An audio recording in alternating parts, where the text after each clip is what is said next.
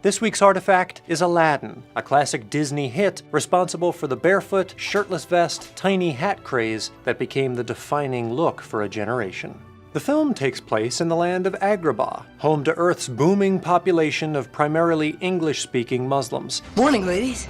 And ruled with a cuddly fist by Sultan, the Sultan.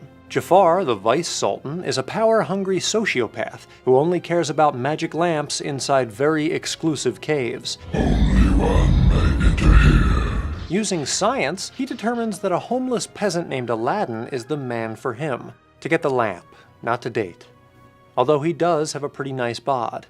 No, it would never work.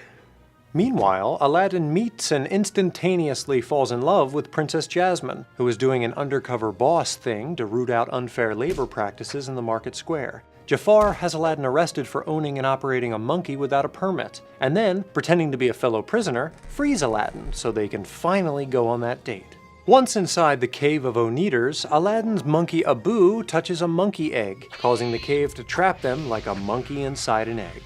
Aladdin rubs the lamp and a genie pops out, and does some cocaine-fueled stand-up before granting him 3 wishes. So he wishes to be a prince, which I guess means the genie creates an entire kingdom for him somewhere else, but not one for him to rule, since he's only a prince. So, does the genie make him a fake mom and dad to be king and queen? Unconcerned with the semantics, Aladdin parades into town as Prince Ali Abarbara to force Jasmine on a magic carpet ride for what must be weeks based on the amount of ground they cover. And just like that, they're back in Love City. Population? Them. Unfortunately, Jafar, who is clearly just making it up as he goes along, has now decided he wants to become Sultan by marrying Jasmine. So he sends Prince Ali to sleep with the fishes, with the hope that Jasmine will break up with him when she finds out he fucked a bunch of fish. But the genie uses wish number 2 to keep his buddy's dick safely in his parachute pants. To keep things moving, Jafar steals the lamp from Aladdin and starts wishing up a storm. I wish to rule on high as Sultan! He turns into a giant snake, and using rudimentary shape association, Aladdin figures it's time to use the old noodle. The genie. He tricks Jafar into wishing to become a genie, which seems like it should be against the rules, but whatever, it traps him. Aladdin uses his final wish to free the original genie, whose name is Kevin, and tells Jasmine the truth about his homelessness. She gives him some spare change and sends him on his way. Aladdin explores the concept of freedom, which Earthlings were obsessed with because they were trapped in only 3 dimensions. Many characters in the film feel inhibited in some way. Jafar hates serving the Sultan. Aladdin is frustrated that everyone he knows is a monkey, the genie wants to be able to wear Hawaiian shirts, and Jasmine's got her whole deal. The film illustrates Jasmine's plight using the metaphor of a caged bird. Father, I hate being forced into this. This recurring trope appears in literature and film to symbolize literal or metaphorical imprisonment, usually of a young woman, or bird. The characters believe they are limited by who they are, thus they constantly change their identities. Aladdin disguises himself as a prince in order to win Jasmine some free concert tickets. Conversely, Jasmine dresses as a commoner to get away from all the concerts they're always having at the palace. But it is Jafar who has truly mastered the art of obfuscation. By naming his parrot Iago, the film equates him to one of the great manipulators in literary history, Shakespeare's Iago, the sneaky lieutenant who deceives Shakespeare's Othello into murdering his own wife, Shakespeare's Othello's wife. However, any success gained through subterfuge is just a temporary tattoo on the soul. Jafar can't hang on to the lamp he acquired under false pretenses. No!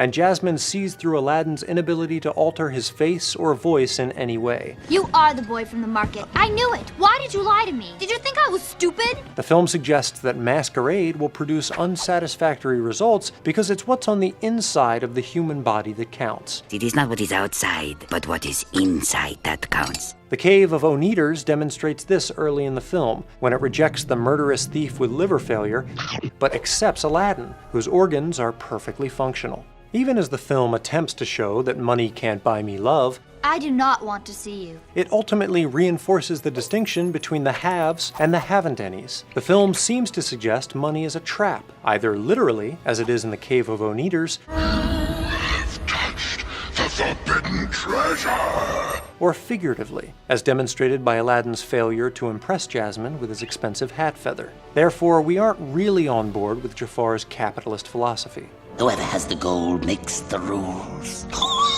But in a sense, he's right. While Aladdin's street rat cunning enables him to defeat Jafar, I'm a street rat, remember? Or I'll improvise. he and the princess wind up in the same predicament as before, separated by status. Oh, that stupid law. This isn't fair. Aladdin may be a diamond in the rough, but that basically just makes him a lump of coal. It's only when the Sultan changes the law that he and Jasmine are truly equalized. From this day forth, the princess shall marry whoever she deems worthy. So as long as we can count on our leaders to admit when they're wrong, everything will be A-okay. For Earthling Cinema, I'm garyx wormuloid. Assalamu alaikum. Hey everyone, this is Jared, director of Earthling Cinema. Make sure to keep commenting to let us know what we should do next. And be sure to check out our Patreon page if you want to get access to one of our videos that you can't find on YouTube. And if you're craving more classic Disney stuff, click here to take a magic carpet ride over to the Film Theorist channel. When you're over there, be sure to check out their video on Snow White and what really saved her. Sure, you've known and loved Snow White your whole life, but the theorist ringleader Matt Pat has a crazy theory proving that it might not be love that saves Snow White at the end. The channel is run by two great friends of ours, Matt and Stephanie. They are the best on YouTube when it comes to theory, so if you're into that stuff, the Film Theorists are the guys for you. They were actually over here for our Christmas party and ate way too many donuts off of our illustrious donut wall. So click here to jump over to their channel page and check it out. Let them know that Wisecrack sent you. Alright, I got